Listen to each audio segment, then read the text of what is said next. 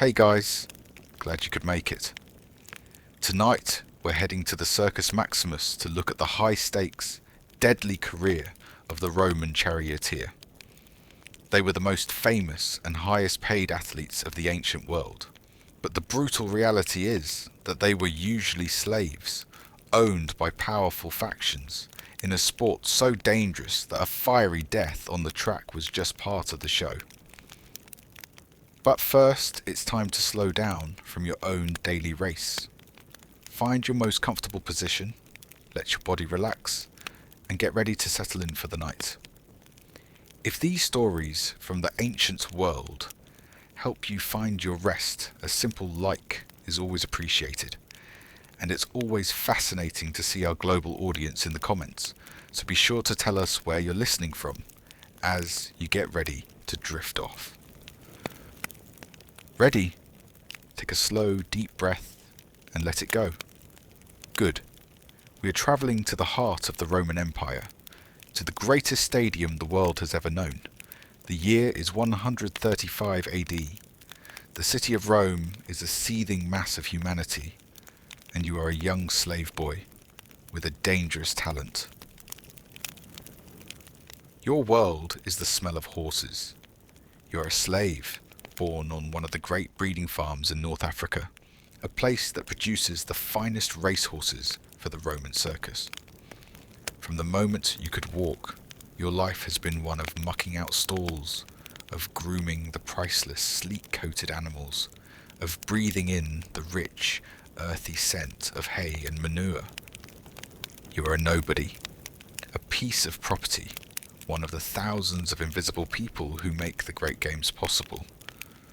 But you have a gift. You have a fearless, almost mystical connection with the horses. You can calm the most spirited stallion with a touch. You can coax the most stubborn mare with a soft-spoken word.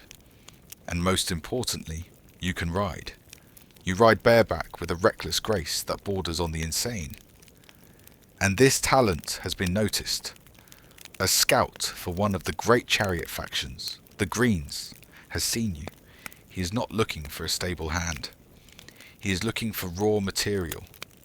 He is looking for a boy with nerve, with light hands, and with a spark of that wild, fearless energy that separates a good driver from a great one. You are purchased from your master and shipped, along with the consignment of new horses, to the ultimate destination, Rome. You are taken to the vast, sprawling stables of the Green faction, a massive complex that is part barracks, part training facility, and part headquarters for one of the most powerful and fanatically supported sports franchises in the world.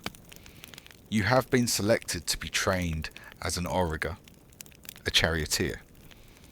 It is a path that could lead to unimaginable fame and fortune. It is also a path that will, in all likelihood, lead to an early and very violent death. Your training begins immediately, and it is a brutal education in the science of near-death experiences. You do not start with the magnificent 4-horse quadriga that thunders around the Circus Maximus. You start, as all novices do in a 2-horse chariot, a biga, in a dusty private training track. And the first thing you learn is that a Roman racing chariot is not a vehicle. It is a prayer, held together by wicker, wood, and leather straps. It is a tiny, flimsy basket on 2 wheels, deliberately designed to be as light and as dangerously unstable as possible. Your trainer, a grim, scarred freedman who was once a great champion himself, teaches you the basics. You learn to balance on the ridiculously small axle, your body absorbing the constant jarring shocks of the track. You learn how to lean into the turns, shifting your weight to keep the chariots from flipping. But the most important lesson you learn is not how to drive. It is how to crash. The trainer drills into you the single most critical skill for your survival. He hands you a small, sharp, curved knife, a falx. This is your best friend, he grunts, showing you how to tuck it into your belt. When you are thrown, and you will be thrown, this is the only thing that will save you. He explains the deadly technique of the Roman Charioteer. You do not simply hold the reins in your hands. For maximum leverage and control, you wrap them tightly around your waist. This gives you incredible power to steer the team of horses with your entire body weight. It also means that if you are thrown from the chariot, you will not fall free. You will be tangled in the reins, and you will be dragged to your death by 4 terrified, stampeding horses, your body trampled and torn apart on the track, unless you can, in that single, chaotic, terrifying moment, get to your knife and cut yourself free. So you practice. You practice falling, you practice rolling, and you practice drawing that small, curved blade. You are learning to drive, and you are learning to die, all at the same time. After a year of grueling training, you have survived. You have shown promise. You are now officially a junior charioteer for the Greens. And in Rome, that means you are not just a member of a team. You are a member of a tribe, a political party, and a quasi-religious cult, all rolled into one. The entire city is fanatically, and often violently, divided in its loyalty to the 4 great chariot factions, the factions. They are the Reds, the oldest and most aristocratic, the Whites, their traditional rivals, and the 2 most popular and powerful factions, the Blues and the Greens, who command the obsessive devotion of the common people. Your life now belongs to the Green faction. They own you if you are a slave, or they own your contract if you are a freedman. They provide your housing in the communal barracks at the stables. They provide your food, your equipment, your medical care. They are your family, your employer, and your owner, and they demand absolute, unquestioning loyalty. The rivalry between the factions is the most powerful social force in the city of Rome.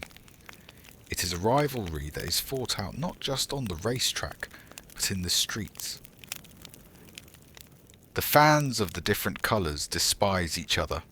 Riots between the Blues and the Greens are a common occurrence, sometimes engulfing the entire city in a wave of violence. To be a Green is to be part of a vast, passionate, and sometimes dangerous brotherhood. You wear the colour of your faction, a green tunic, as a badge of pride.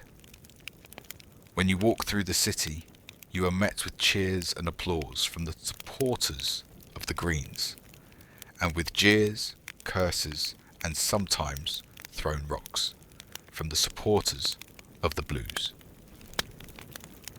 This is not just a sport, it is a way of life. The fate of the city seems to rise and fall with the fortunes of your team, and you, a young and still terrified driver, are now one of the public faces of this great and very serious game. The day of your first official race has arrived, and it is to be held not in some provincial backwater, but in the heart of the world, the great Circus Maximus.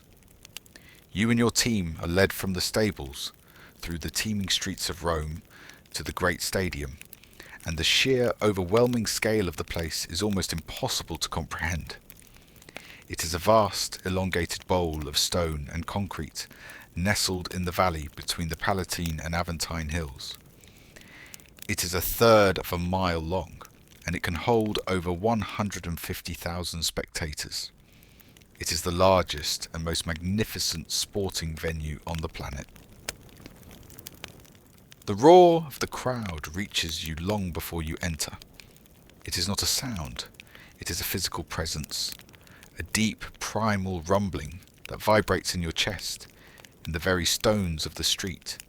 You are led into the subterranean tunnels beneath the stands, and into the area behind the great starting gates. The air is thick with the smell of horse, of sweat, of fear, and of the sacred incense that is burned to bless the games. You are a part of a great spectacle that has been going on all day. First, there was the grand procession, the pompa circensis. where the magistrates, the priests, and all the drivers and their teams paraded around the track. Now the races are underway. The entire city has shut down for the games. The betting is frantic. Fans on all sides are not just cheering for their teams. They are actively trying to curse the opposition. You have seen the défictionnaires, the cursed tablets of lead that the fans scratch their rivals' names onto, along with appeals to the gods of the underworld, which they then bury near the track.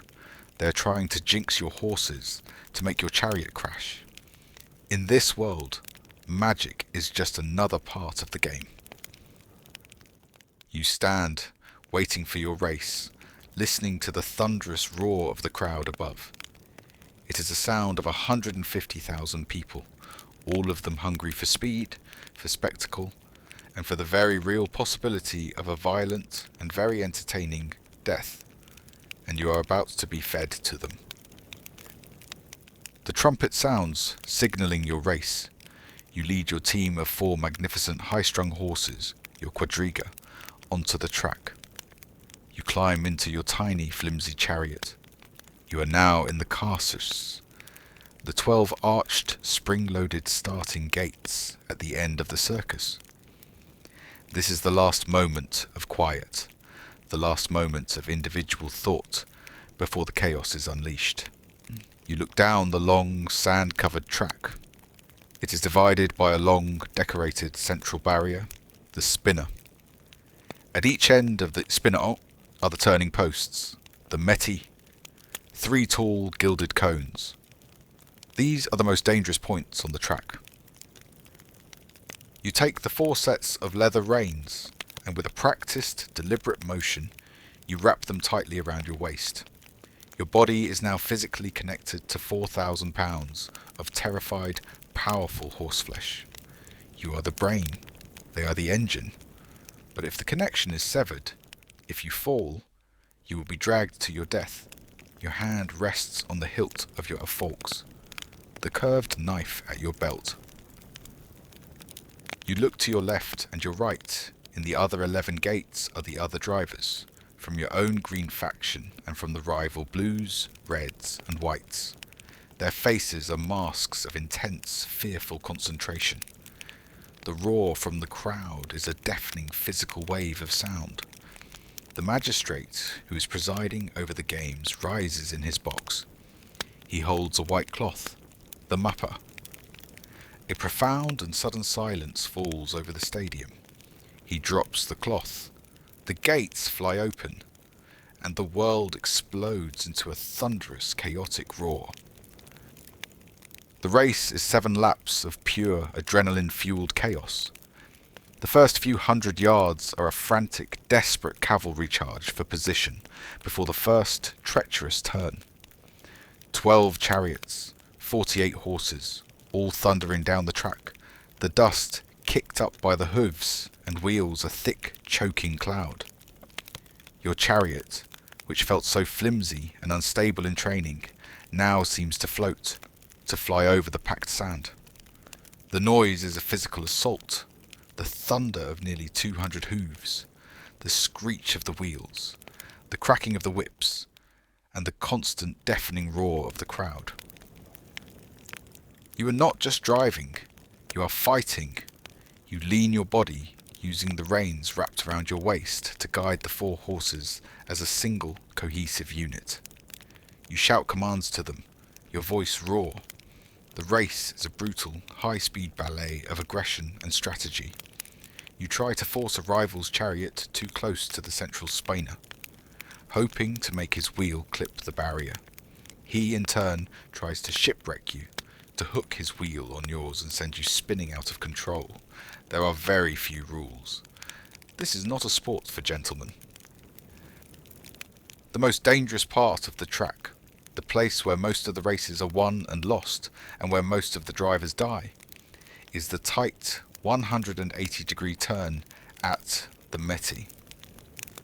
You must slow your 4-horse team just enough to make the turn without losing momentum, your inner wheel almost scraping the stone of the turning post.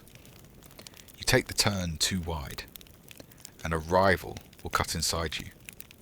You You take it too tight, and your chariot will flip, disintegrating into a tangle of wood, leather, and broken bodies. It is the most difficult and the most terrifying maneuver in the sporting world. You are on the fourth lap, holding a steady third position. As you come into the turn at the far end of the circus, the driver in front of you, a young man from the red faction, makes a mistake. He takes the turn too fast. His inner wheel clips the base of the mite. The result is instantaneous and horrific. The chariot seems to explode, its light frame shattering into 1,000 pieces. The driver is thrown, but the reins are still wrapped around his waist. He is dragged behind his own stampeding horses. His teammates, the other red drivers, try to steer their own chariots around the carnage. The blue driver, just behind him, cannot avoid the wreck, and his chariot ploughs into the mess. A second, equally catastrophic crash. This is the naufragium, the shipwreck, the moment of spectacular bloody carnage that the crowd both fears and craves. Attendants, the cursoris, run onto the track to cut the fallen drivers free, to try and clear the wreckage, to distract the maddened, riderless horses. You, however, cannot stop. You must make a split-second decision.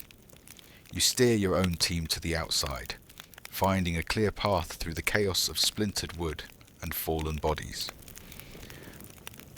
You have avoided the shipwreck. 2 of your rivals are out of the race. The crowd is roaring with a mixture of horror and ecstatic excitement. You do not have time to feel either. Your heart is a cold, hard stone in your chest. You have just seen a man die, a man you were drinking with in a tavern just last night. And you know, with a chilling certainty, that it could just as easily have been you. You crack your whip, and you urge your horses on. There are still 3 laps to go. You have survived the chaos. The race has been a brutal war of attrition.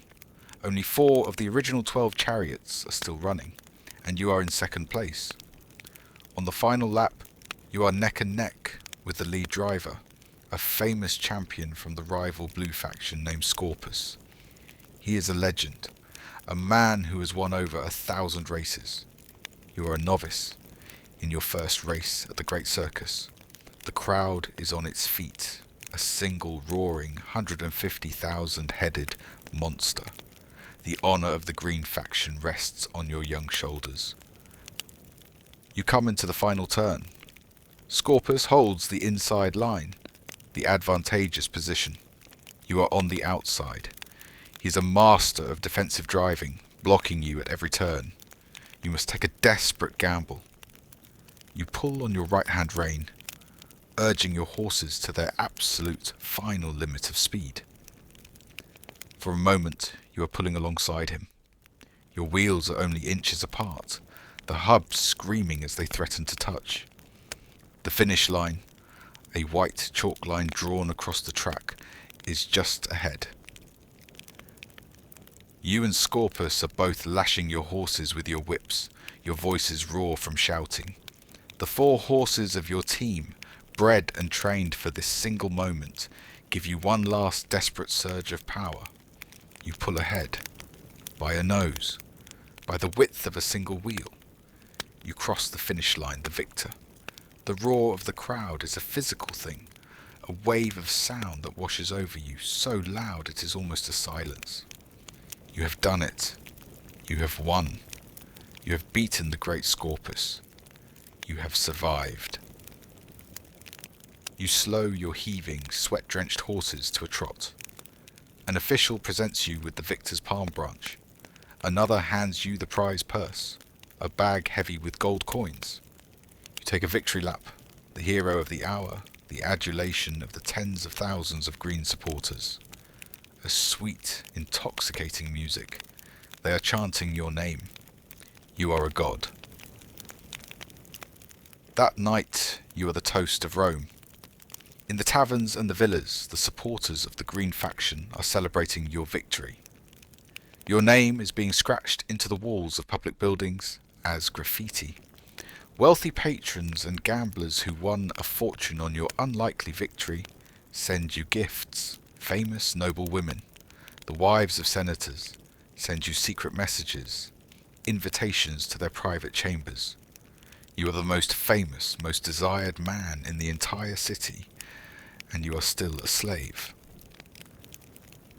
You return not to a fine villa, but to your simple cell in the barracks of the Green faction. The prize money you have won, a fortune that could buy a country estate, is not yours. It belongs to your owner, the head of the faction. You will be given a small share of it, a bonus. The rest goes into the faction's treasury. You can, eventually, earn enough money to buy your freedom. And a great champion, a man like Scorpus, can become one of the wealthiest men in the empire. A very few, like the legendary Gaius Appius Diocles, will survive long enough to retire with a fortune greater than that of most senators. But that is a distant, almost impossible dream. Tonight, you are a living paradox. You're a hero, an idol, a superstar. And you're a piece of property. Your life is not your own. You will race when you're told to race. You will risk your life for the glory of your faction. And one day, you will almost certainly die on the hot, unforgiving sand of the circus. The Roman Charioteer was the ultimate superstar of the ancient world. He was a figure who could command the obsessive, near-religious adoration of hundreds of thousands of fans. A man who could earn a fortune beyond the wildest dreams of an ordinary citizen. But the brutal reality of his career was that he was almost always a slave or a former slave, a social outcast whose spectacular and incredibly dangerous profession was a high-speed dance with a violent and very public death. He was a symbol of the great Roman obsession with speed, with spectacle, with gambling, and with the ultimate cheapness of a human life when the games were on.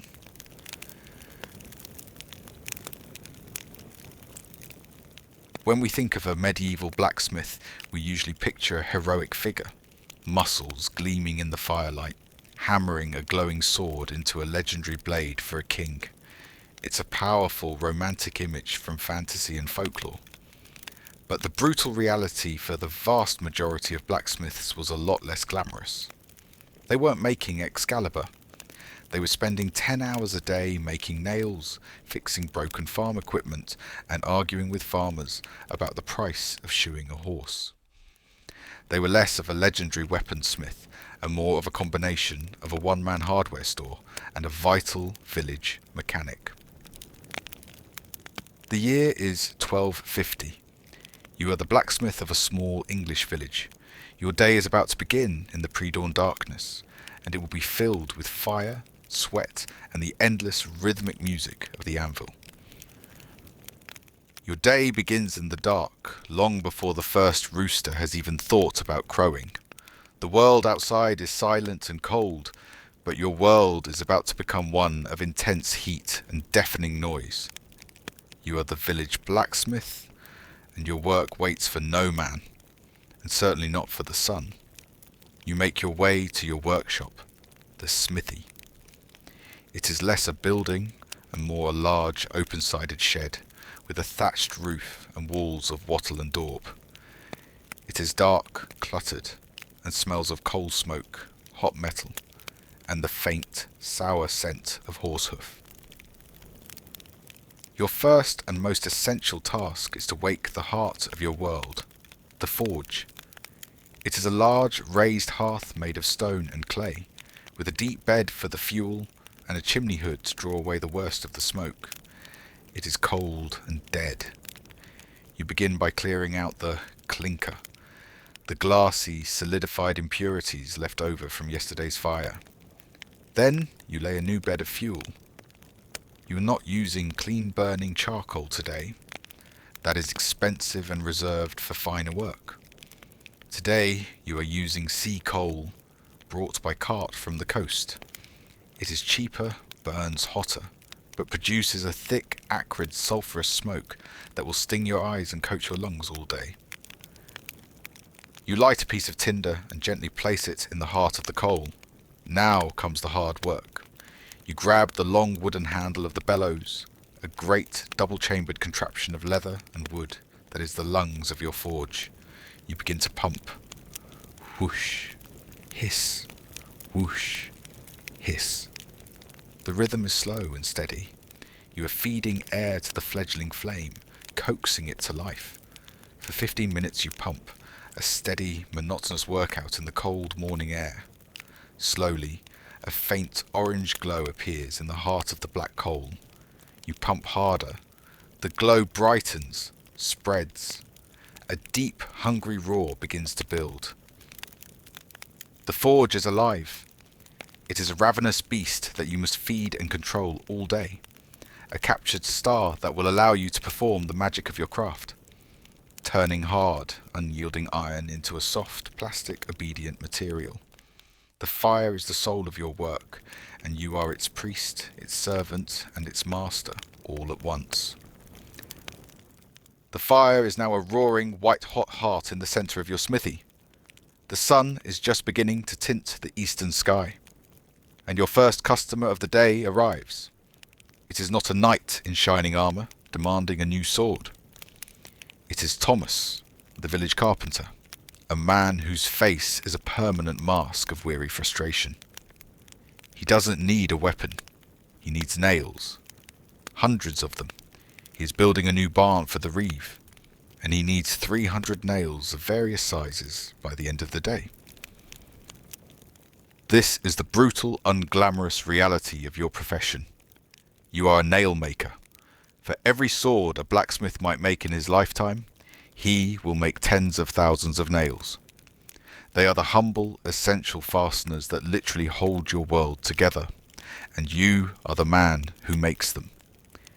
You take a long, thin rod of wrought iron, your raw material, and thrust it deep into the forge. You pump the bellows, bringing the fire to a blinding yellow-white heat. When the tip of the rod is glowing, you pull it out and lay it on the anvil. Now begins the rhythmic, high-speed work that will dominate your morning. Clang, clang, clang, clang. 4 quick, precise hammer blows to draw the end of the rod into a sharp, square point. You then place the pointed end over the hardie, a sharp chisel fitted into a hole on your anvil, and with a single sharp blow, you cut the nail blank to length. You quickly thrust the hot blank into a nail header, a block of iron with a square hole, and with 2 more swift blows, you form the nail's head. You knock the finished nail out, and it falls, still glowing, to the dirt floor. The entire process takes less than a minute, and you have to do it 300 times. It is a hypnotic, monotonous, yet highly skilled dance.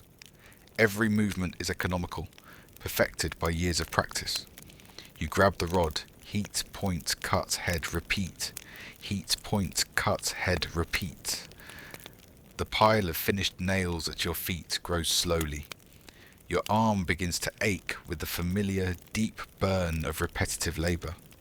The glamour of being a blacksmith is almost overwhelming. This is your reality, an endless, clanging, fiery assembly line of one. After a few hours of the mind-numbing rhythm of making nails, a different kind of customer arrives, pulling a crude wooden cart. It is a local farmer, his face a mask of pure panic. The iron tip of his wooden plough, the ploughshare, has snapped clean in two on a rock. For the farmer, this is a catastrophe. It is planting season. Without a plough, he cannot prepare his fields. Without his fields, his family will not eat this winter. He looks at you with a desperate hope. You're not just a craftsman to him. You are a surgeon, a miracle worker. You examine the broken piece of iron. This is a far greater challenge than making nails. This requires one of the most difficult and magical skills in your repertoire. Forge welding. You must make 2 pieces of iron become one. You assure the anxious farmer you can fix it. You take the broken ploughshare and a new, rough billet of wrought iron. You place both into the heart of the forge, burying them in the glowing coals. You pump the bellows furiously, driving the temperature of the fire higher and higher. You are watching the colour of the metal with an intensity that borders on religious devotion. The iron goes from red to orange to a bright yellow, but you must go hotter. You are waiting for the moment of welding heat. The iron begins to glow a brilliant, almost blinding white, and tiny star-like sparks begin to erupt from its surface. It looks wet, as if it is about to melt. This is the moment. The window of opportunity is only a few seconds long. You work with a speed born of pure instinct. You pull both pieces from the fire with your tongs. You swing them to the anvil. Your apprentice, a young boy learning the trade, is there to strike with the great sledgehammer. Now, you shout over the roar of the forge. You lay the two pieces together, and the sledgehammer comes down with a mighty crash. A spectacular shower of white-hot sparks explodes through the smithy. Under the force of the hammer, the two pieces of semi-molten iron are forced together, their surfaces fusing, their grain structures merging. You direct the blows, turning the piece, hammering it into shape, until the seam vanishes, and the two pieces are one solid, unified whole. You have just saved the farmer's season.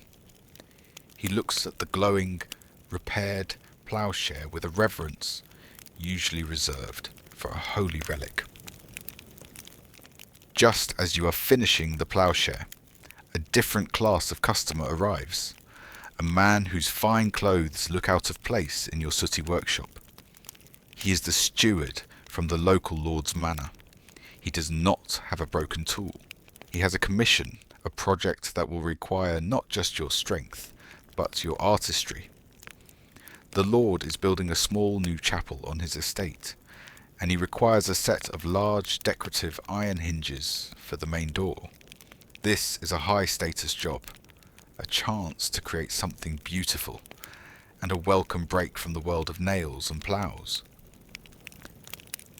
The steward unrolls a parchment with a crude drawing of the desired design. It is a classic strap hinge, but with the end branching out into elegant, flowing scrollwork, meant to resemble a creeping vine. This is where your true skill as a smith comes into play. You begin with a thick, flat bar of high-quality iron. You heat one end in the forge, not to welding heat, but to a bright, malleable orange-yellow. Now you begin to shape it, not just with brute force, but with a delicate, persuasive control. You use a variety of specialized tools. You use a round-faced hammer to thin and spread the end of the bar into a delicate, leaf-like shape. You use a fuller, a tool with a rounded edge, to create grooves and textures that suggest the veins of a leaf. The most difficult part is the scrollwork. You place the hot iron over the curved horn of your anvil, and, with careful, precise hammer blows, you begin to bend the iron into a perfect, graceful spiral. It is a slow, patient process. Heat, hammer, bend. Reheat, hammer, bend. You use specialized tongs and even a wrench-like tool to twist the bar, giving it an organic, vine-like appearance. This work is quiet, focused, and intensely satisfying. The loud, percussive rhythm of nail-making is replaced by a more varied and thoughtful series of taps and blows. You are not just a manufacturer, you are a sculptor, and your medium is a stubborn, difficult material that only becomes cooperative at 1,000 degrees. As the elegant iron scroll begins to take shape on your anvil, you feel a surge of pride. This hinge will outlast you. It will outlast the lord you are making it for. For centuries to come, it will be a quiet, anonymous testament to the strength and the beauty you were able to conjure from a simple bar of black iron. Your work is a constant dance with danger. The forge, your greatest ally, is also a relentless enemy, always waiting for a moment of inattention to strike.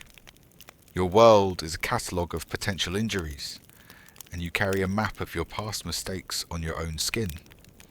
Your arms are covered in a fine tracery of small, white scars from flying sparks and hot scale that has flaked off the iron. You have a larger, angrier-looking burn on your forearm from 3 years ago, when a piece of hot metal you were working on slipped from the tongs and grazed your arm. You still remember the sickening sizzle and the smell of your own cooked flesh. The greatest danger is to your eyes. You have no safety glasses. You rely on squinting and turning your head at the moment of impact. But the air is always full of flying particles. A tiny, hot fleck of scale in the eye can cause agonizing pain and permanent blindness. Every smith you know has a story of a near miss, or knows a man in a neighbouring village who is half blind from the trade. Then there is the simple, stupid danger of touching something you thought was cold. A piece of black iron sitting on the floor can look perfectly cool, but it can still be hundreds of degrees, hot enough to give you a severe, debilitating burn. You learn to treat every piece of metal in your shop with a deep and abiding suspicion. The noise is another, more insidious enemy. The roar of the forge, the hiss of the bellows, and above all, the deafening percussive ring of the hammer on the anvil, all day, every day. The sound echoes in the small space, vibrating through the bones of your skull. By the time you are 40, you will be partially deaf, a condition so common among smiths it is simply considered part of the job.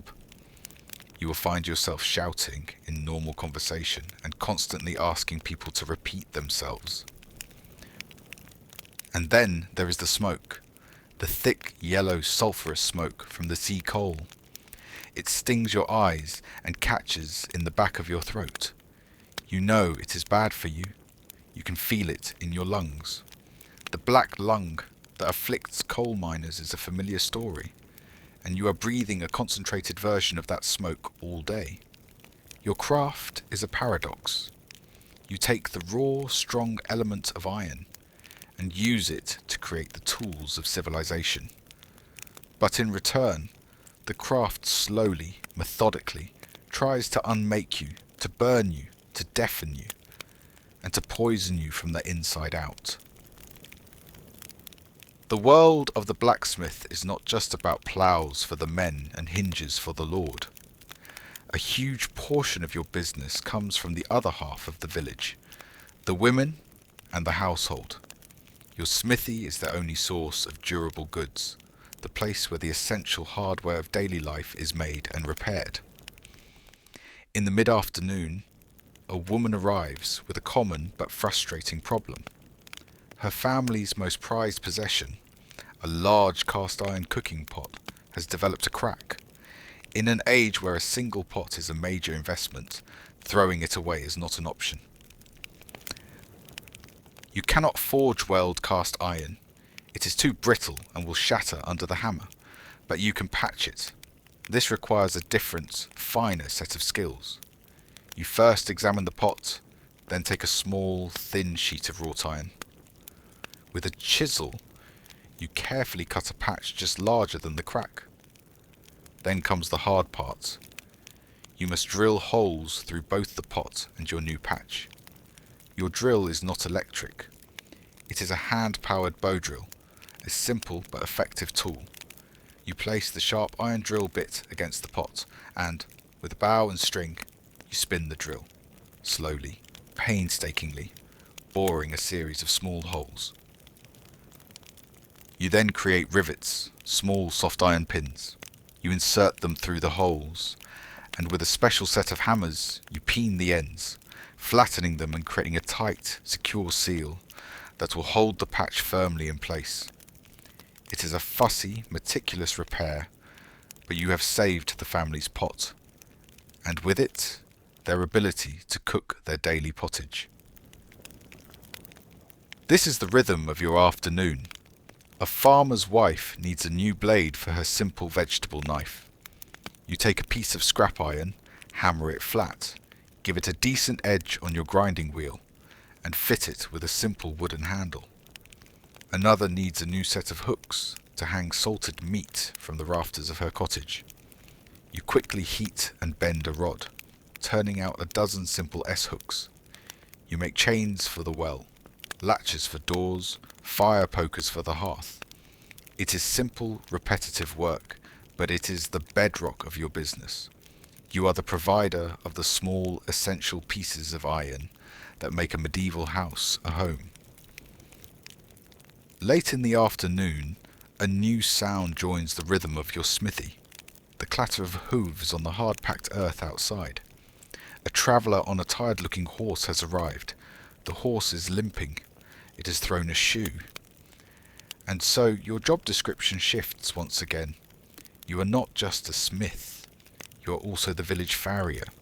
This is a job that requires not only your skill with iron, but also a deep understanding of, and a brave patience with, very large animals who are often in pain and not happy to see you. The traveller dismounts and you lead the horse into your smithy. You speak to it in a low, calming voice. You run your hands down its leg and gently lift its hoof. The old shoe is gone, and the hoof is overgrown and chipped. Your first job is not at the forge, but with a set of tools that look like they belong to a torturer. With a rasp and a tool called a buttress, you carefully trim the horse's hoof, paring away the overgrown wool and levelling it, much like trimming a thick, tough fingernail. This must be done with immense care. To cut too deep would be to lame the horse permanently. Once the hoof is prepared, you go to a rack where you keep a stock of pre-made horseshoes of various sizes. You select one that is a close fit. You thrust it into the forge, heating it to a bright cherry red. Now comes the most dramatic and smelly part of the job. You take the red-hot shoe with a pair of tongs and press it for just a second against the trimmed surface of the horse's hoof. An acrid cloud of smoke, the smell of burning horn, fills the smithy. The horse flinches, but you hold it steady. This is not cruelty, it is precision. The brief searing leaves a perfect black outline on the hoof, showing you exactly where the shoe needs to be adjusted. You take the shoe back to the anvil, and with a few quick hammer blows, you shape it to match the black mark perfectly. You then douse it in your slack tub, a barrel of water that erupts in a violent hiss of steam. You then take special flat-headed horseshoe nails, and, with a skill that defies belief, you nail the cold shoe to the horse's hoof, driving the nails through the insensitive outer wall and clinching them on the other side. You file everything smooth. The horse now has its new shoe. It is a job that requires the brute strength of a blacksmith, the precision of a surgeon, and the gentle confidence of a veterinarian. As the day draws to a close, your final customer arrives. He is a man-at-arms, a professional soldier from the Lord's garrison, and he brings you the one object that defines your craft in the popular imagination, a sword. But he is not here for a new one.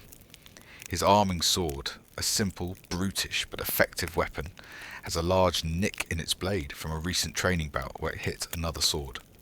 He needs it repaired. This is as close as you, a humble village smith, will likely ever get to the mythical world of the bladesmith.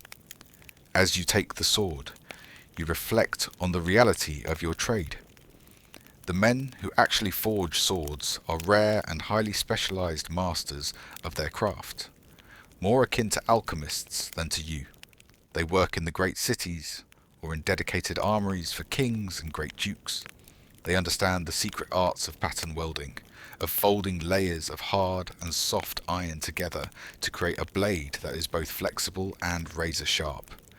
Their secrets are jealously guarded. Your job is far more mundane. You are not a creator of weapons. You are a maintainer of tools. And this sword, to you, is just another tool that needs sharpening. You take the sword to your large, foot-powered grinding wheel. An apprentice pours a steady stream of water onto the stone to keep it cool as you begin to grind the blade. The screech of steel on stone is a harsh, unpleasant sound. You carefully work the nick, slowly removing the metal around it until the edge is smooth once more. You then take the sword to a finer whetstone, honing the edge until it is sharp enough to shave with. The soldier inspects your work, grunts in satisfaction, pays you a few pennies, and leaves. You are left holding the sword for a moment. You admire its balance, the simple functionality of its design. The myth is about the glorious creation of such an object. Your life, your brutal, sweaty, noisy reality, is about the endless, thankless, but absolutely essential task of maintenance. You are the man who keeps the world from falling apart. The last rays of the setting sun are slanting through the open front of your smithy. The last customer is gone. The day is finally over. You are a mess. Your leather apron is covered in soot and grime. Your face is streaked with sweat. Your arms feel heavy as lead, and your ears are still ringing with the ghost sound of the anvil. Your entire body is a symphony of aches, a combination of the day's hard labour and the memory of a dozen old burns and injuries. But your work is not quite done. You cannot simply walk away from the forge. With a long iron rake, you carefully bank the fire. You push the remaining hot coals into a tight pile and cover them with a thick layer of charcoal dust and ash. This will starve the fire of oxygen, putting it to sleep for the night. If you do it correctly, a heart of hot embers will remain in the morning, making your job of waking the forge that much easier. Then you begin the quiet, methodical ritual of tidying up. You put your hammers back in their racks. You neatly arrange your tongs. You sweep the dirt floor around the anvil. You bring a semblance of order back to the chaos of your workshop. You look around at the fruits of your long day. A wooden bucket filled with 300 new nails. A farmer's repaired ploughshare leaning against the wall, ready to turn the earth. An ornate, vine-like hinge, waiting to be delivered to the Lord's chapel. You are not a hero. You are not a wizard. You are a craftsman. But as you stand there in the quiet twilight of your smithy, you can feel the profound importance of your role. You are the technological heart of this small, fragile community. The nails that hold the roofs over their heads, the hinges on their doors, the pots they cook in, the ploughs that feed them, the shoes on their horses. It all comes from this fire, from this anvil, from these two hands. You have spent your day in a dance of fire and iron, and in 1,000 small, essential ways, you have held your entire world together. You extinguish the last lamp and head for the alehouse. The ringing of the anvil is the only sound that follows you into the night.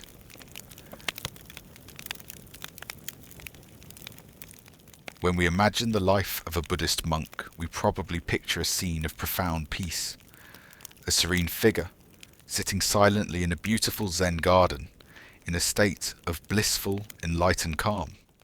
It's an incredibly tranquil and appealing image.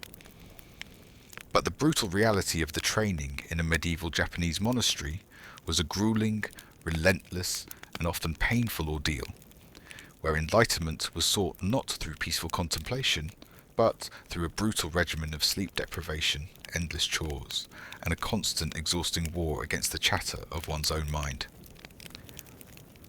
The year is 1280, during Japan's Kamakura period.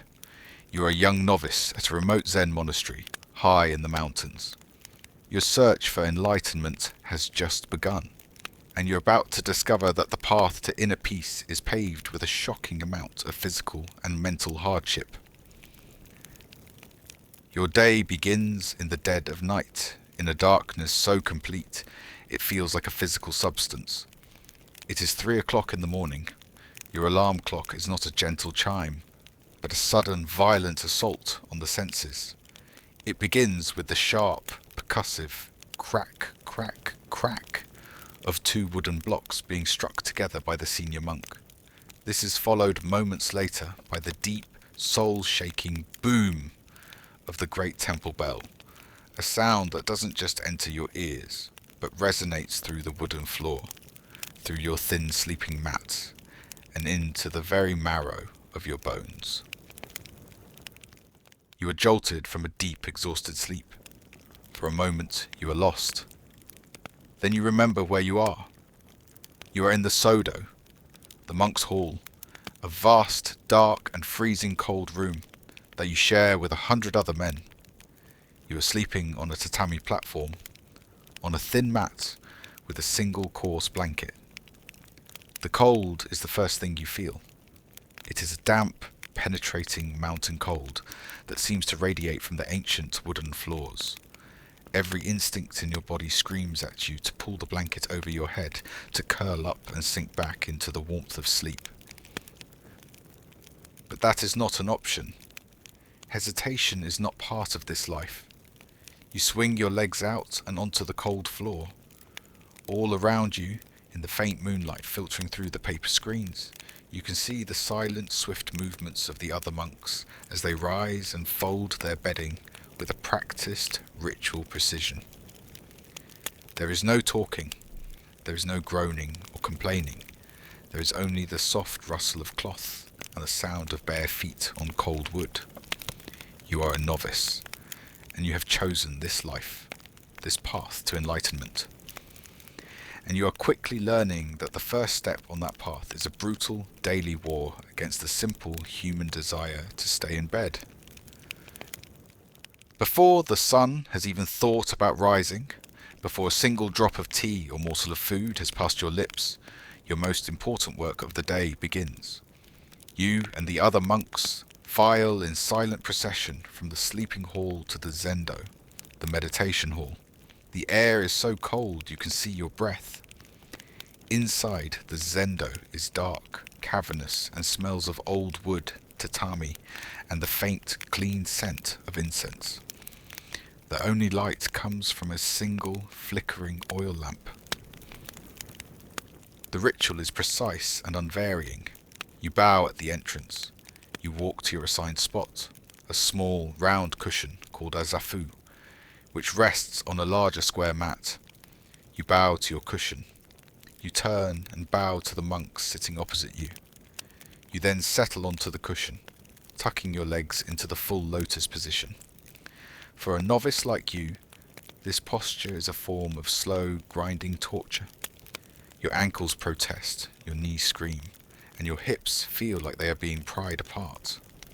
But you must endure it. The head monk strikes a small bell, a clear, piercing sound that signals the beginning of zazen, seated meditation. The goal is simple and seemingly impossible. You are to sit, spine straight, eyes half open and unfocused on the floor in front of you, and just be. You're to let your thoughts come and go without judgment, like clouds passing in the sky. Your mind is supposed to become a calm, still pond. The reality is different. Your mind is a swamp, teeming with angry, buzzing insects of thought. You think about how much your knees hurt. You think about the dream you were just having. You wonder what you will have for breakfast. You remember an unkind word you said to your brother years ago. The supervising monk, the jikijitsu, patrols the hall, his footsteps silent on the wooden floor. He carries a long, flat wooden stick, the kyosaku, or warning stick. This is not a tool of punishment, but of compassion. If you feel yourself losing focus or sinking into drowsiness, you are to put your hands together in a sign of respect. The monk will stop before you, bow, and then deliver 2 sharp, stinging smacks to each of your shoulders. The blow is not meant to injure, but to shock the system, to cut through the fog of your thoughts and bring you crashing back into the present moment. It is a sharp, painful, and surprisingly effective way to wake up. After what feels like an eternity of silent, agonizing struggle with your own mind and body, the bell rings again, signaling the end of meditation. You untangle your numb, tingling legs. The first battle of the day is over. You have not won. You have simply survived. Now it is time for the morning service. You file out of the zendo and into the hondo, the main hall of the temple, where a great gilded statue of the Buddha sits in serene, golden silence. The hall is vast and lit by dozens of candles, their flames casting a warm, dancing light on the dark, polished wood. The air is thick and heavy with the rich, sweet, and slightly spicy aroma of burning incense. You take your place on the floor, kneeling in long, perfectly straight rows with the other monks. In front of you is a low wooden lectern, holding a sutra book. The head priest strikes a large bowl-shaped gong, and the deep, resonant sound fills the hall, vibrating through your entire body. Then the chanting begins. 100 voices join as one, a low, powerful, and continuous drone. You are chanting the Heart Sutra, but the words are not in Japanese. They are a transliteration of the original Sanskrit, a language you do not understand. And that is the point. You are not meant to be thinking about the meaning of the words. You are meant to be absorbed by the sound, by the vibration. It is a form of sonic meditation. The act of chanting requires a specific kind of focus. You must control your breath. You must match your pitch and your rhythm perfectly to the monks around you, until your individual voice disappears into the great collective river of sound. It is a powerful experience. The rhythmic, hypnotic drone seems to bypass your chattering, analytical mind and sink deep into your bones. For a few moments, the struggle of zazen is forgotten. The aches in your body fade away. You are no longer an individual, a novice named Kenji, with sore knees and a wandering mind.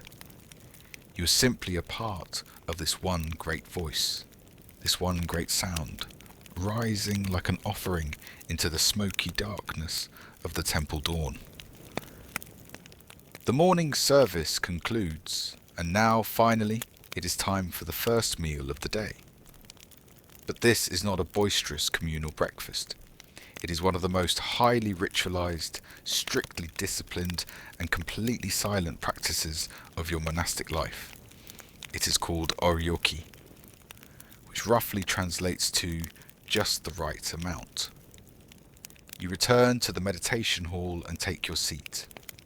In front of you is a small cloth-wrapped bundle. This is your oryoki set, your personal portable dining room. At a signal from the senior monk, you begin the intricate ritual of unwrapping. Every fold of the cloth, every placement of a utensil, is a prescribed graceful movement, is katai, that you have practiced 100 times. Inside the cloth are a nested set of 3 to 5 black lacquered bowls, a pair of chopsticks, and a small scraper. You lay them out before you in a precise, designated pattern. The ritual is a meditation in itself, forcing your full attention onto a series of simple, deliberate actions. Servers move silently through the hall, ladling out the meal. It is a meagre portion, a scoop of watery rice gruel, a small pool of salty miso soup, and a single brown slice of pickled daikon radish. This is your breakfast. You receive the food with a bow, holding your bowls up in a gesture of gratitude. You then chant a short grace, acknowledging the work of all the people who brought this food to your bowl. Then you eat, in absolute silence. The only sounds in the great hall are the soft clicks of chopsticks against lacquer. You must eat with perfect mindfulness. You are to be aware of every grain of rice, every drop of soup. You are to chew slowly, to experience the simple taste of the food without distraction. When you have finished, not a single grain of rice can be left in your bowl.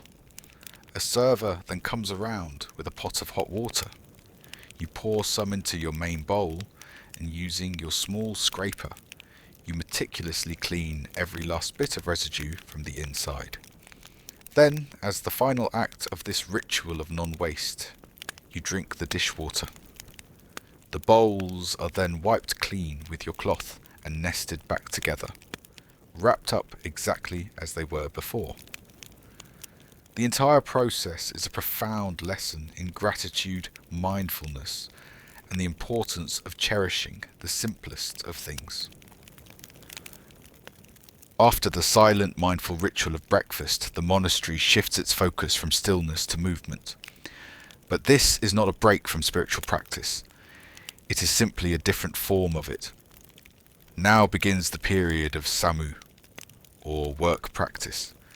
In Zen, there is no separation between the sacred and the mundane.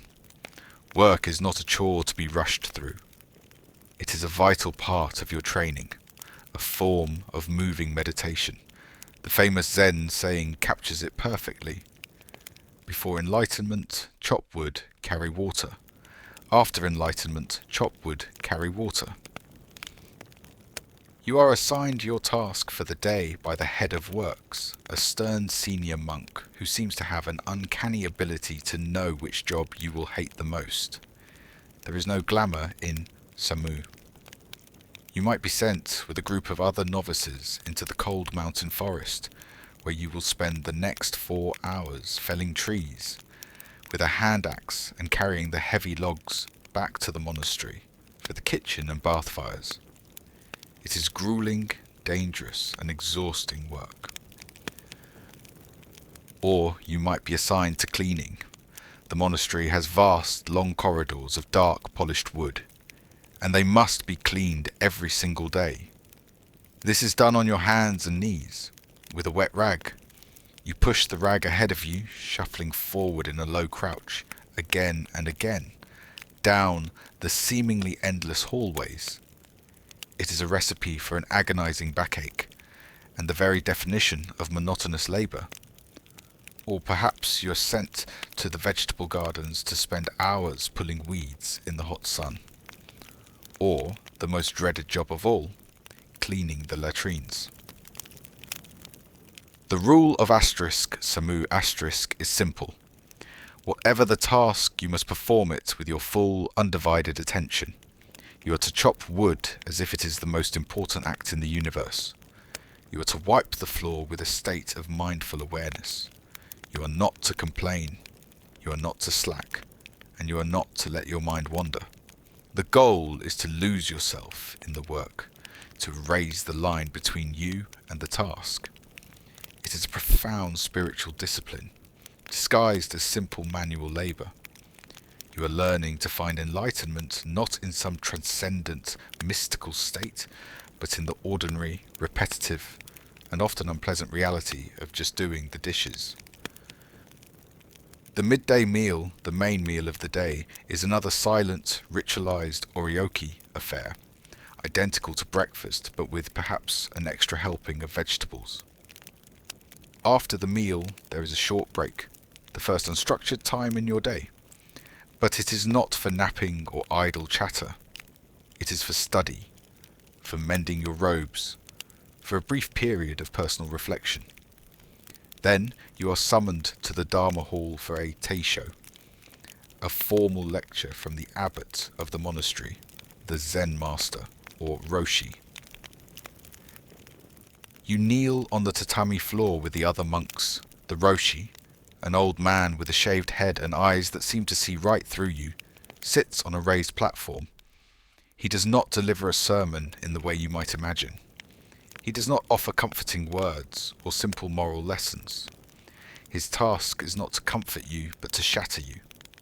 He is here to destroy your rational, logical mind, to break down the prison of your preconceived ideas and force you into a state of direct, intuitive understanding.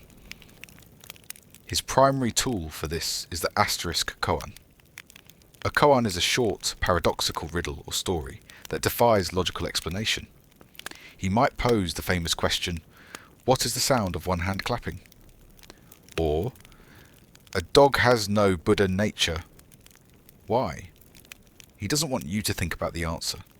He wants you to become the answer. He shouts, he whispers, he prods, and he pokes at your understanding of the world. He might tell a story about a great master who, when asked about the nature of the Buddha, simply held up a flower. You listen, your mind straining to grasp his meaning. But every time you think you understand, he pulls the rug out from under you.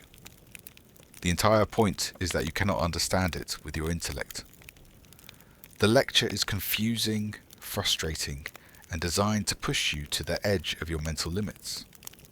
You are supposed to take this koan, this impossible question, back to your meditation cushion. It is a seed of doubt, a piece of mental grit that you must turn over and over in your mind until, hopefully, it produces the pearl of a breakthrough, an intuitive flash of insight they call satori. You leave the lecture hall more confused than when you entered, which is exactly the point. The afternoon is a mirror of the morning, a relentless return to the core of your practice. You file back into the zendo for another long, grueling session of seated meditation. In some ways, the afternoon zazen is even more difficult than the pre-dawn session. The midday meal, as meagre as it was, sits in your stomach, and your body, tired from the morning's hard labour, cries out for sleep. Drowsiness is now your greatest enemy. You settle onto your cushion, your legs protesting as you once again force them into the lotus position. You try to focus on your breath to still the turbulent waters of your mind. But your thoughts are agitated, stirred up by the Roshi's confusing lecture.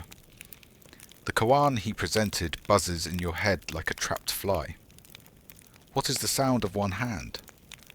Your mind races, trying to find a logical answer, a clever solution. But every answer you come up with feels hollow, a trick of the intellect. The Roshi said not to think, but how can you not think? It feels like being told not to be hungry while you are starving. Your head begins to nod. The struggle against sleep is immense. You see other monks around you, their heads drooping, their concentration broken. The supervising monk, the Jikijitsu, moves silently through the hall, his Kyosaku stick resting on his shoulder. He's the guardian against the fog of sleep. You know you are losing the battle.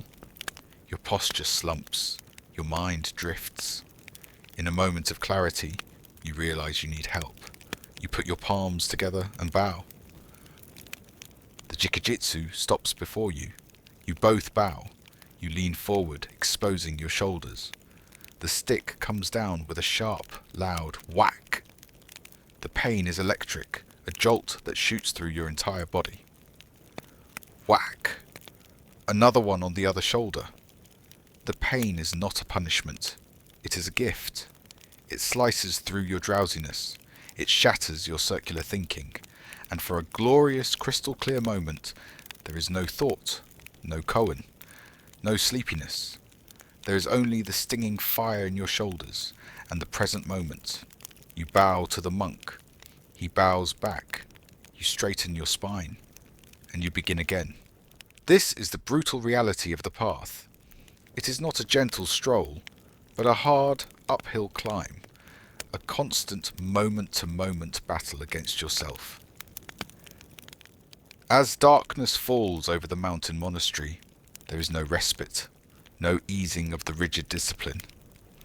The evening is a compressed version of the day, a final focused push of practice before the brief release of sleep. The evening meal is the simplest of all, often just the leftovers from the midday meal, perhaps some rice and pickles.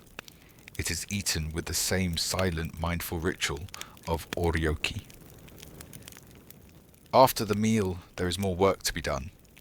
The final chores of the day. You might be tasked with preparing the wood for the morning fires, or helping to clean the communal bath. The work is quiet, done in the flickering, uncertain light of oil lamps and candles. The monastery at night is a world of deep shadows and hushed sounds.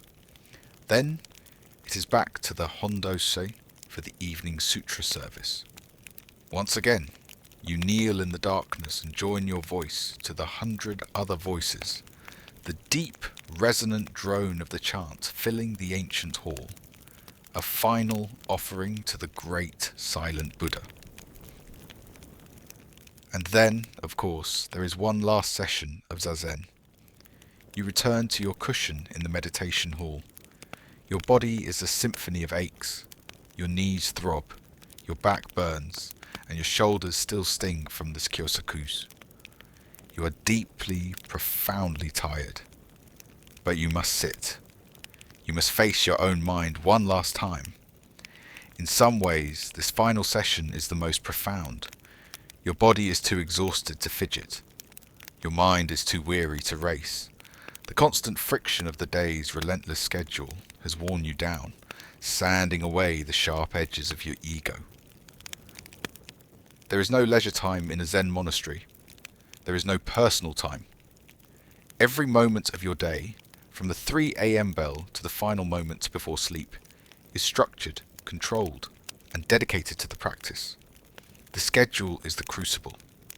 It is designed to break you, to smash your sense of yourself as an individual with your own wants, your own needs, your own preferences. You are not here to be comfortable. You are not here to be happy. You are here to wake up. And the process of waking up, you are learning, is a deeply uncomfortable one. Finally, after the last meditation, the great bell tolls again, its deep voice signalling the end of the day. It is 9 o'clock. You have been awake and engaged in strenuous physical and mental practice for 18 hours. You file out of the zendo and back to the cold, dark sleeping hall. There is no conversation, only the soft shuffle of feet on the wooden floor. You unroll your thin sleeping mat and your single blanket. You do not undress. You simply lie down, pulling the coarse fabric over you. The exhaustion is absolute. It is a physical weight that presses you down into the floor. But as you lie there, on the edge of sleep, you notice something. Your mind, which has been your constant tormentor all day, is quiet. The endless internal chatter has finally, blessedly, subsided. The koan is no longer a problem to be solved. Your aching body is no longer a distraction. There is only the darkness, the cold, the sound of the wind outside, and the rhythmic breathing of the 100 men around you. You have performed 1,000 prescribed actions. You have chanted 1,000 ancient syllables. You have fought 1,000 small battles against distraction, pain, and sleep. And the result is this: a moment of profound, simple, and empty presence. You are not thinking about enlightenment. You are not thinking about your failures of the day or your fears for tomorrow, for a brief, fleeting moment before sleep takes you. You are just here, in the heart of the great silence, and you realize, with a sudden, intuitive flash, that this might be the very thing you have been searching for all along.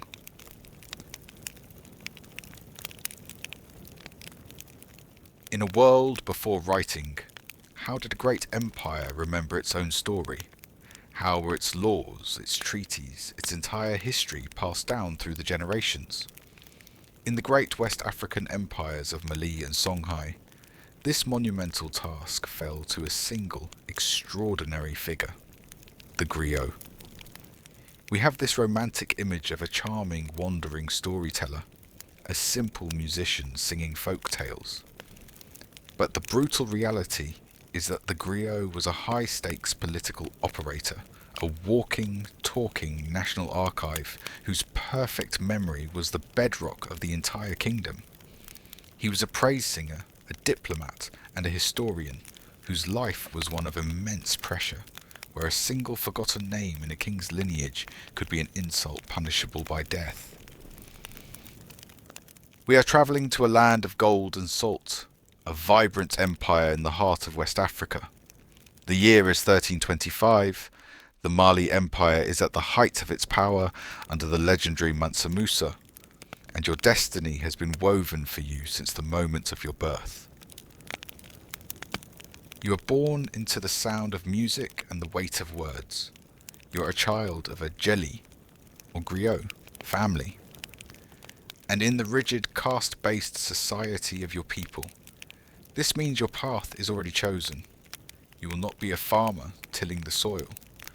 You will not be a merchant trading on the great caravan routes. You will not be a warrior fighting for the Mansa. You will be a keeper of memories. It is your blood right, your inheritance, and your inescapable duty. You are to become a living library. Your earliest memories are not of children's games, but of sitting at your father's feet in the smoky, fire-lit evening, listening.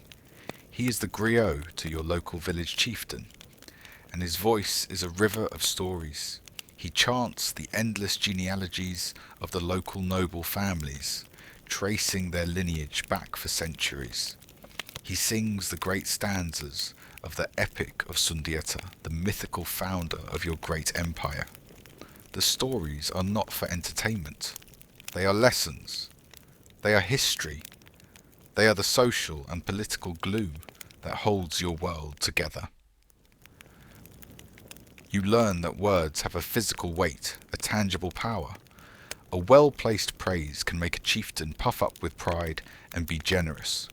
A subtle reminder of a past insult can cause a decades-old feud to flare up again. Your father is not just a storyteller. He is a social engineer, a man who wields the past like a weapon and a tool.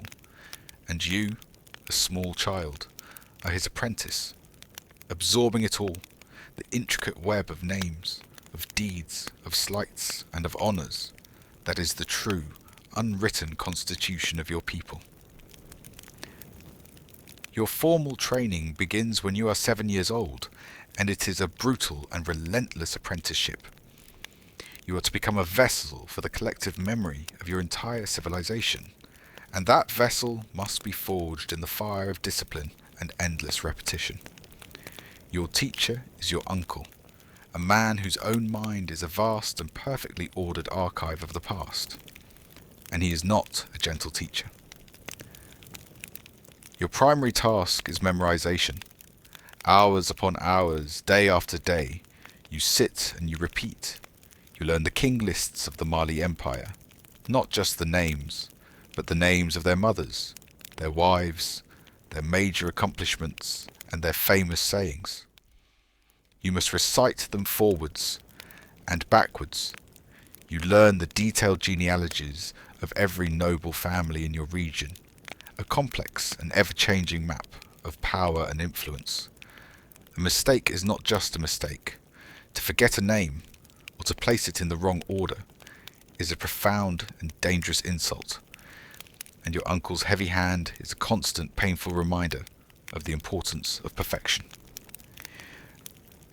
This is not the creative, fluid art of a modern storyteller. You are not allowed to improvise, to embellish. The histories you are learning are considered sacred and unchangeable. You are learning to be a recording device, a perfect and entirely faithful repository of oral data. It is a grueling and mind-numbingly monotonous process. Your mind, the mind of a young boy who would rather be out playing, is being systematically transformed into a library, its shelves being slowly and painfully stocked with the priceless treasures of your people's past. Your training is not just of the mind, but also of the hands and the voice. A griot is not just a historian, he is a musician, and you must master one of the sacred instruments of your caste. Your instrument is the kora. It is a magnificent and incredibly complex instrument, a 21-string harp lute, made from a large calabash gourd covered in cowhide, with a long, hardwood neck. Its sound is a cascade of shimmering liquid notes, a sound that is believed to be the very voice of history itself. Learning to play the kora is a new form of agony. The strings, made of twisted antelope hide, are tough and unforgiving. You must learn to pluck them with your index fingers and thumbs of both hands, creating a complex polyrhythmic sound, a weaving of bass lines, harmonies, and fast-moving melodies all at once. Your fingertips, soft and childish, quickly become a mass of painful bleeding blisters, which slowly harden into the tough calluses of a master player. You practice for hours every day, the complex patterns and rhythms drilled into you by your uncle, and you learn that the music is not separate from the stories. They are inextricably linked. The melodies of the kora are mnemonic devices, a musical framework that helps you to structure and remember the long, epic poems and the endless genealogies. The music is the river upon which the canoe of the story travels. And you must also learn to sing. The griot singing style is a powerful, declamatory, and slightly nasal chant, a voice that is designed to carry over the noise of a royal court and to command the attention of kings. You must learn to project your voice, to modulate your tone, to use your words and your music, to praise, to honor, to admonish, and to move the hearts of the most powerful men in the land. It is a complete and total education in the high art of oral performance. You are a young man now. Your training is complete. Your mind is a library. Your fingers are hard, and your voice is strong. Your father is growing old, and his position as chief griot to the local governor has passed to you. But your skill and the depth of your knowledge has been noticed by those in the highest circles of power. One day, a royal messenger arrives in your village. He carries a summons, a message from the great capital city of Nieni. The Mansa himself, the emperor, has heard of your prodigious talent. You are to come to the capital to serve in the royal court. It is the greatest honor a griot can imagine. It is also a terrifying summons. To serve at the court of the Mansa is to walk in the blazing and very dangerous sun of absolute power. You make your preparations, and you begin the long, arduous journey by river and by land to the capital. The journey takes weeks. Finally, you arrive. Nieni is unlike any place you have ever seen. It is a vast, sprawling city, a vibrant hub of trade where the caravans from the salt mines of the Sahara meet the gold merchants from the southern forests. The Mansa's palace complex is a magnificent city within the city, a world of grand, earthen-plastered mosques and audience halls. The air is thick with the sounds and smells of power, of wealth, of 1,000 different intrigues. You, a provincial griot, are now a very small and very intimidated fish in the most powerful pond in all of West Africa. You are brought before the master of the royal griots, a man of immense power and influence. He tests you, quizzing you on the deepest, most obscure points of the royal genealogy. You pass. You have been accepted. You are now a griot of the Mansa's court. Your new life at the court is one of immense privilege and immense pressure. You are no longer just a village historian. You are a public relations officer for a living god. Your most frequent and most visible duty is praise singing. You are part of the great ensemble of royal griots, the orchestra of flattery that surrounds the Mansa at all times. When the Mansa enters the great audience hall, it is your job to announce his presence with an explosion of sound and poetry. The balafons, the great wooden xylophones with gourd resonators, begin their complex rolling rhythms. The drums thunder, and you and the other griots begin to sing, your voices rising in a great chorus of praise. You sing of the Mansa's divine lineage, tracing his ancestry directly back to the great Sundiata Keita, the founder of the empire. You sing of his personal qualities, of his wisdom, his generosity, his terrifying power. You sing of his wealth, which is so great that when he made his famous pilgrimage to Mecca, he distributed so much gold that he caused the price of it to collapse in Egypt for a decade. This is not just empty flattery, it is a vital political act. It is a constant public reaffirmation of the Mansa's legitimacy, a reminder to all the assembled nobles, the visiting dignitaries, and the common people that their ruler is not just a man, he is the embodiment of their history, their faith, and their collective identity. And you are his official spokesman, his living, singing proof of greatness. It is a performance of power, and you are one of its leading actors. But your most important work takes place not in the noisy public hall, but in the quiet private chambers of the Mansa. You are not just a praise singer, you are the king's memory. An embassy is due to arrive from the neighbouring kingdom of Jolof. The night before their arrival, the Mansa summons you. He is no longer the divine, remote figure of the audience hall. He is a shrewd politician, preparing for a delicate negotiation, and he needs his data. He asks you to recite the history of the relationship between his empire and that of Jolof, and you must, from your memory alone, provide him with a complete and perfectly accurate briefing. You begin. You recite the genealogy of the king of Jolof, and the genealogy of the Mansa himself, highlighting the points where their lineages have intermarried, the ancient bonds of blood that connect them. You recount the history of past treaties, the details of old border disputes, the stories of past alliances and past betrayals. This information is critical.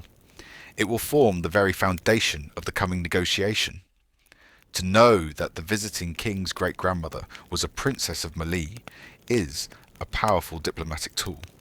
To know of an old, unresolved insult from a past generation is a weapon to be used, or a grievance to be gracefully resolved. The Mansa listens intently, occasionally stopping you to ask a question, to probe a detail. The pressure on you is immense. A single mistake, a wrong name, a misremembered treaty, could have catastrophic consequences. It could insult the visiting king. It could weaken the Mansa's negotiating position. It could even lead to war. Your memory is not a matter of historical curiosity. It is a vital instrument of statecraft. You are the Empire's living, breathing, and completely unhackable hard drive. Your skill and your encyclopedic memory have made you one of the Mansa's most trusted advisors. And now you are to be given a new and very great responsibility.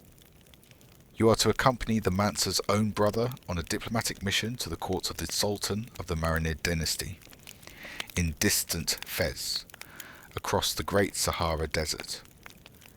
And you will not just be an advisor, you will be a weapon of words.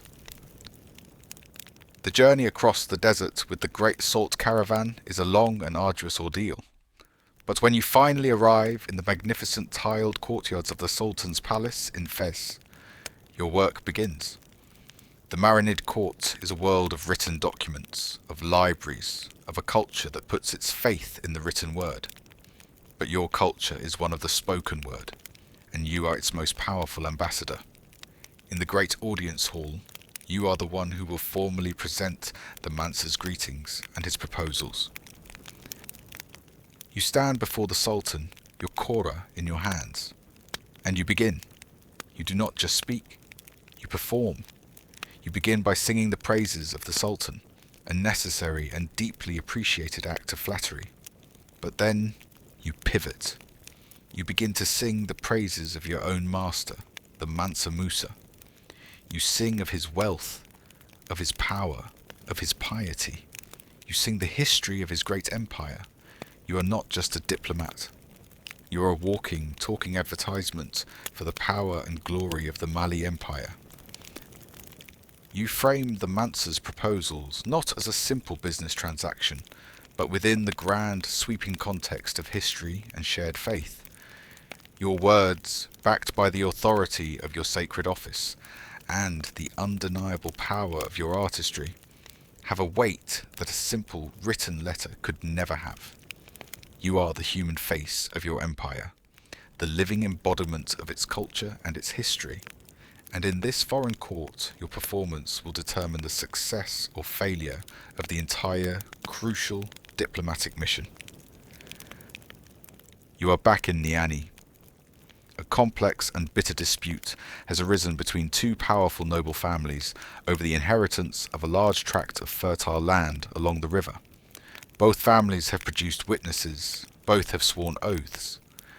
The matter cannot be resolved by simple testimony. The dispute is brought before the Mansa's own court of justice.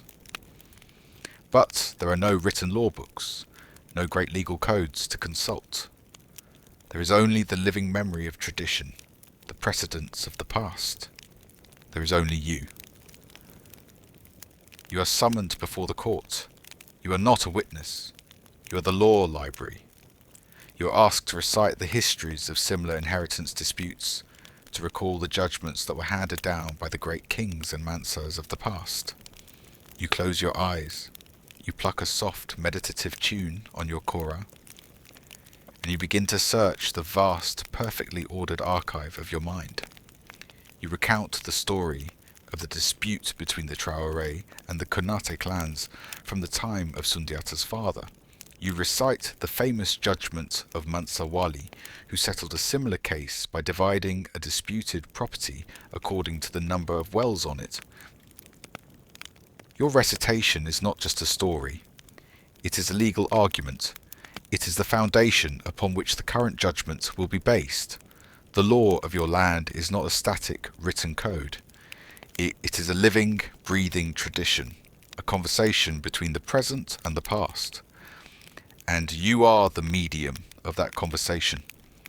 The fate of these two great families, the ownership of a vast and valuable piece of land, will be decided not by a written statute, but by a story, a precedent, a memory that is held only within your mind. Your responsibility is terrifying, and it is absolute. You are an old man now. Your hair is white, your fingers are gnarled from a lifetime of playing the kora, but your mind is as sharp as ever. You are the chief Griot, the Belen Tigui of the Mansa's court. You are a man of great wealth and immense influence, feared and respected in equal measure. Your own son, your apprentice, now stands before you, his face a mask of youthful concentration, as you drill him on the same endless genealogies that were once beaten into you. The great wheel of oral tradition continues to turn. You look back on your long life. You have served kings. You have advised diplomats. Your words have settled disputes and legitimized dynasties. You look at the great, teeming city of Niani around you, the heart of a vast and powerful empire. And you know that this empire is not held together just by armies of soldiers and caravans of gold. It is held together by something far more powerful and far more fragile. It is held together by memory. You and the thousands of other griots like you are the living threads of that memory. You are the human books in a library that has no walls. You have carried the immense and very heavy burden of your people's entire identity within your own mind. It has been a life of profound discipline, of immense pressure, and of a deep and sacred purpose. The stories are safe. You have done your duty. The Griot of the great West African empires was not a simple, charming entertainer. He was a living archive, a walking constitution, and a powerful political force in a civilization that entrusted its entire history to the disciplined memories of a hereditary caste of artists. His life was one of grueling, lifelong training, of immense social and political pressure, where the fate of kingdoms could rest on the accuracy of his memory. He was the golden musical thread that stitched the past to the present, the praise singer whose voice could legitimize a king, and the historian whose silence could erase him from time. We often think of the Viking Age as an explosion of outward violence, raids on England, voyages up the rivers of Russia. But the Vikings' most audacious and perhaps most desperate adventure was to the west, a multi-generational leap of faith across the coldest and most unforgiving ocean on earth. It's a story of discovery, of incredible seamanship, and of legendary figures like Eric the Red and Leif Erikson. But the brutal reality is that this great leap into the unknown was driven by exile and desperation, and it ended not in a glorious new empire, but in a series of tiny struggling colonies clinging to the absolute edge of human survival. We are leaving the crowded fjords of Norway far behind, to a land of fire and ice on the edge of the world. The year is 985 AD. The place is Iceland, and you're about to gamble your entire future on the word of a charismatic, red-bearded outlaw. You stand on the rocky shore of your small farmstead in Iceland, and you are running out of options. Your family came here a few generations ago, fleeing the tyranny of a king in Norway, seeking a new life in this vast, empty land. But the land is no longer empty. The best coastal pastures are all taken, and the thin, volcanic soil is overgrazed. Your own small plot of land can barely support your family. Your future, and the future of your children, looks bleak, a long, slow slide into poverty, and then the stories begin to circulate at the Althing, the great annual assembly. The stories are about a man named Eric, a man with a fiery red beard and a temper to match. He is an outlaw, a convicted killer, banished from Iceland for 3 years. But he has not spent his exile in disgrace. He has spent it sailing west, chasing old rumours of a land seen by a sailor named Gunnbjörn, who was blown off course decades ago. And Eric has returned. He stands before the assembly, and he tells of the new land he has found. It is vast, he says, with deep, sheltered fjords and meadows of lush, green grass, perfect for grazing cattle. He has named it, with a stroke of marketing genius, Greenland. It is, perhaps, the most brazenly false advertising campaign in human history. But you, a man with a hungry family and a failing farm, you are desperate enough to believe it. You are not a wealthy chieftain. You are a simple, free farmer, a Carl's. You make a decision. You sell your farmstead for what little you can get. You buy a share in a sturdy, ocean-going cargo ship, as Gnar are. And you commit your family to join Eric the Red's great colonizing expedition. You are one of thousands who will make this gamble. A great exodus of the desperate and the hopeful, sailing off the edge of the known world. The journey to Greenland is a new kind of hell, a test of endurance that makes the shorter trip from Norway to Iceland seem like a pleasant ferry ride.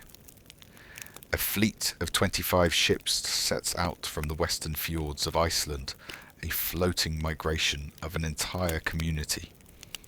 Your ship is not a sleek warship. It is a fat, round-bellied cargo vessel, packed to the gunwales with everything you need to start a new life. Your family, your wife, your 2 children, and your elderly father are huddled in the small, open space in the centre of the ship. And you have brought your livestock, 2 cows, a half-dozen sheep, their panicked bleating a constant miserable chorus.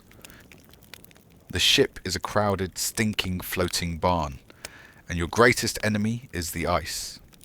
You are sailing in the high latitudes of the North Atlantic, and the sea is a treacherous minefield of growlers and great ghostly blue icebergs that drift down from the polar north.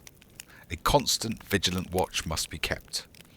A collision with even a small piece of ice could shatter the oak planks of your hull and send you all to a freezing, watery grave. And then there is the fog, a thick, disorienting sea fog that can descend in minutes, swallowing the world. In the fog, you are blind. You can lose sight of the other ships in your fleet. You can lose your sense of direction entirely. The sagas will record that of the 25 ships that set out with Eric, only 14 will make it to Greenland. The others are either wrecked in storms, or they turn back, or they simply vanish into the fog and the ice, their fate a grim, unspoken warning to you all. You huddle under your damp woolen cloak, listening to the creak of the timbers and the groan of the ice, and you pray to Thor to protect you. After weeks of misery and terror, you finally see it, the coast of Greenland, and it is a terrifying sight. It is a vast mountainous wall of black rock and white eternal ice. The great ice cap, which covers 80% of the island, looms over the coast, a silent, frozen god. But as you sail closer, you see that Eric was not entirely lying. The coastline is broken by deep, dramatic fjords, just like the ones you left in Norway.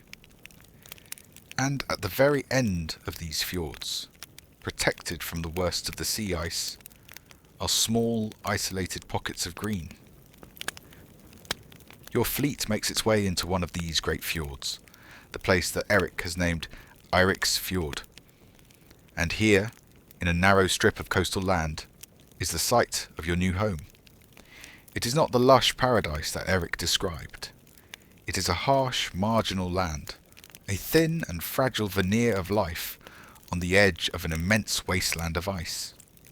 But it is land. It is your land. You have survived the journey. Now, the real work, the work of building a new world from scratch, begins.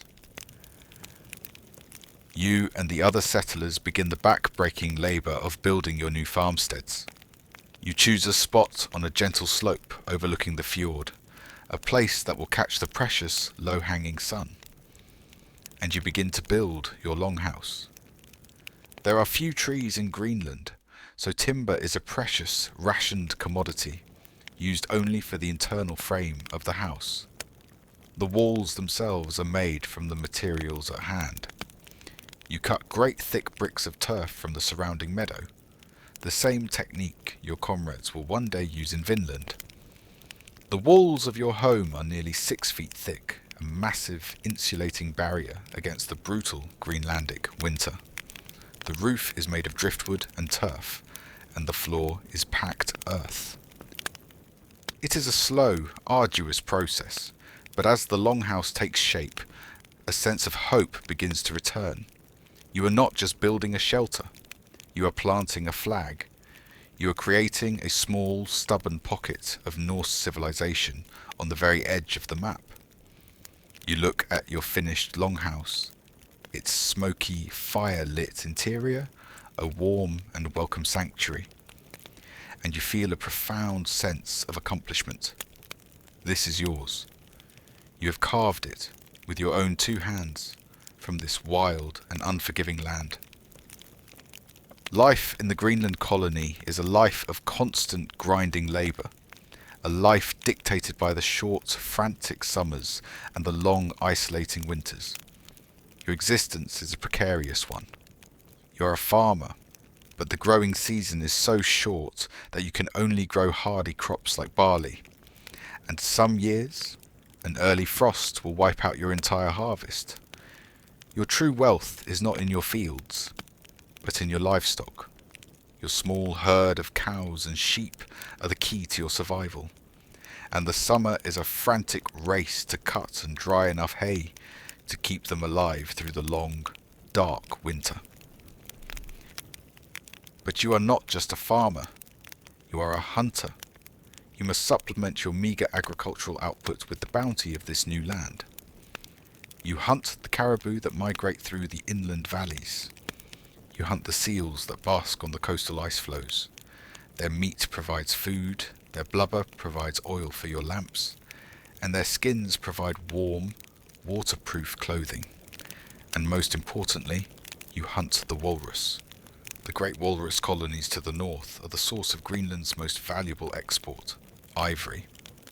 The tusks of the walrus are the white gold of the north, highly prized in Europe. It is this trade in ivory and in the white furs of the polar bear that is your colony's only real link to the outside world. Once a year, if you are lucky, a trading ship will arrive from Iceland, its hold filled with the things you cannot produce yourselves: iron for your tools, grain to supplement your harvest, and news of a world that feels 1,000,000 miles away. Life here is a constant, wearying struggle for survival, lived on the very razor's edge of what is humanly possible. Years pass. The colony survives. It grows. You are now a respected elder, your own farmstead a prosperous one. One summer, a trading ship arrives in the fjord, but it brings with it not just goods, but a strange and unsettling story. The ship's captain, a man named Bjarni Herjolfsson, tells a tale of being lost at sea. He was sailing from Iceland to Greenland, but a great storm blew him far off course, to the south and west. He was lost in the fog for days. When the fog finally lifted, he saw land. But it was not the familiar icy coast of Greenland. It was a strange new land, a land that was low, green, and covered in great dense forests. Being a practical and not particularly adventurous man, Bjarni did not go ashore. His only goal was to find his father in Greenland. He turned his ship north, and after several more days of sailing, he finally found his way back to your colony. The story he tells is a frustrating one. He is the first European to have laid eyes on the North American continent, and he is criticized by his fellow Norsemen for his lack of curiosity. But the story, the rumor of this new tree-covered land to the west, lingers in the air of the Greenland settlement. It is a seed of an idea planted in the minds of a people who live in a land without trees. It is a tantalizing promise of a new and perhaps more forgiving world just over the horizon. The great age of Viking raiding is over, but the age of Viking exploration, it seems, has one final epic chapter left to be written. The man who decides to chase this rumor is Leif, the son of Eric the Red. He is a man who has inherited his father's restless ambition and his fearless spirit. He buys the very ship that Bjarni had sailed, and he gathers a crew of 35 of the most experienced sailors in Greenland. You, now an old man, do not go, but your son, who has your own youthful thirst for adventure, joins the crew. You stand on the shore and watch the Knarr set sail, heading west out into the unknown, just as you yourself did so many years ago. Months later, the ship returns, and the stories they tell are incredible. They tell of retracing Bjarni's route, but in reverse. They tell of finding a land of great flat stones and glaciers, which Leif named Helluland. They tell of finding a second forested land, which he named Markland. And then they tell of sailing further south and finding a third land, a land of such astonishing fertility that it made even the best fjords of Greenland seem like a barren wasteland. They describe a place with rivers so full of salmon that they had never seen the like. They describe a land where the winter was so mild that the cattle could graze outside all year round. And most importantly, they describe a land where wild grapes grew in such abundance that they could load their entire ship with them. Leif, with his father's flair for branding, named this new paradise Vinland, the wine land. They have built a small settlement of longhouses there, and they have returned with a cargo of timber and grapes, tangible proof of this incredible new world. The news sends a jolt of excitement and of greed through the struggling Greenland colony. The discovery of Vinland sparks a brief and ultimately doomed period of Norse colonization in North America. Several expeditions follow Leif's. One, led by a man named Thorfinn Karlsefni, is a major attempt at a permanent settlement with over 100 men and women and all their livestock. But they quickly discover the one crucial thing that both Bjarni and Leif, in their brief visits, had not fully appreciated.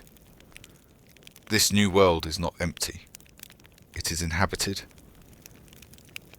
And the people who live here, the Skraelingar, as the Norse call them, are not willing to simply hand over their ancestral lands. The initial encounters are a tense mixture of curiosity and fear. Trade is attempted. The Norse have wool and milk, which the natives have never seen. The natives have a wealth of furs. But the cultural divide is too great, the potential for misunderstanding too high. The Norse refuse to trade their iron weapons, and this refusal is seen as an act of hostility. Inevitably, the cautious peace breaks down into open violence. A skirmish breaks out and men are killed on both sides. The Norse, with their iron swords and axes, have the advantage in a pitched battle, but they are a tiny, isolated group, an island of a few hundred people in a vast continent populated by an unknown number of hostile tribes. They are hopelessly outnumbered. The dream of a peaceful new colony dies in a hail of arrows and a flurry of confused, brutal violence. It becomes clear that a permanent settlement in Vinland is an impossibility. After only a few short years, the great experiment in North America is abandoned. The last of the Norse colonists pack up their ships, load them with the valuable timber of Markland, and they sail back to the harsh but familiar reality of Greenland. They are not triumphant conquerors. They are a small, defeated group of explorers, a business venture that has failed. They have reached the edge of their world, and they have been pushed back. The small, sod-walled settlement at Lance-aux-Meadows is left to the wind and the rain, a silent, lonely monument to a dream that was just a little too far out of reach. You are an old man, sitting by the fire in your longhouse in Greenland. You listen as your son tells his stories of Vinland, stories of the great forests, of the strange, dark-skinned people, of the brief, violent battles. The voyages to Markland, the forest land, will continue for a few more centuries, a vital source of timber for the Greenland colony. But the dream of Vinland, the dream of a new home in the West, is over. Your own colony of Greenland is living on borrowed time. The climate is changing, the little ice age is beginning, making the already difficult farming life here almost impossible. The trade routes to Iceland and Norway are becoming more tenuous. Your people are becoming more and more isolated. A few centuries after your death, the last of the Norse Greenlanders will disappear, their settlements swallowed by the encroaching ice, their story ending in a quiet, lonely silence. The great Viking push across the North Atlantic was one of the most audacious and courageous feats of exploration in human history. It was a multi-generational saga, driven not by a grand imperial design, but by the desperate, personal quests of outlaws, of land-hungry farmers, of ordinary people who were willing to gamble everything on the promise of a new life on the other side of a cold, grey sea. It was a story that ended not in conquest, but in retreat. The Vikings were not the discoverers of a new world. They were just brief, fleeting, and ultimately unsuccessful. Visitors to a world that was already very old and very much inhabited.